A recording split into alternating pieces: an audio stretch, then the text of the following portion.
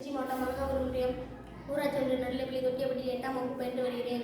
வளமான இந்தியா 2047 வளமான இந்தியாவை உருவாக்க வேண்டுமெனில் விவசாயத்திற்கு முக்கியத்துவம் கொடுக்க வேண்டும்.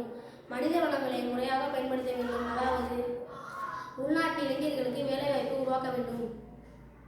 கேரள மாநில முதல்வர் கூறியதை போல வறுமை இல்லாத இந்தியா உருவாக வேண்டும். வறுமை கோட்டின் கீழ் மக்கள் உள்ளனர் என்ற நிலை மாற வேண்டும். மாணவர்களுக்கு கல்வியை திணிக்காமல் அவர்கள் விரும்பும்படி கற்க அனுமதிக்க வேண்டும். அதாவது சிறு வயதிலிருந்து 8ஆம் வகுப்பிலிருந்தே தொழிற்கல்வியை ஊக்குவிக்க வேண்டும். என் பெயர் ரூபா. நான் 6ஆம் வகுப்பு படிக்கிறேன். திருச்சி மாவட்டம் மருங்காபுரம் ஒன்றியம் ஊராட்சி 6ஆம் வகுப்பு படிக்கிறேன். தன்னிறைவு பெற்ற இந்தியா 2020 இந்திய பிரதமர் நரேந்திர மோடியால் தொடங்கப்பட்ட ஆத்மநிர்பர் பாரத் அபியான் இலவசங்களால் மக்களுக்கிடையே உழைக்கும் விளைவு குன்றி போயுள்ளது. கல்வி, மருத்துவம், வேளாண்மை ஆகிய துறைகளில் மட்டும் சலுகைகள் வழங்கலாம். நிறைவாக தன்னிறைவு பெற்ற இந்தியா வளர வேண்டும் என்பது நம் கனவு. அதற்கு முன்பாக இலவச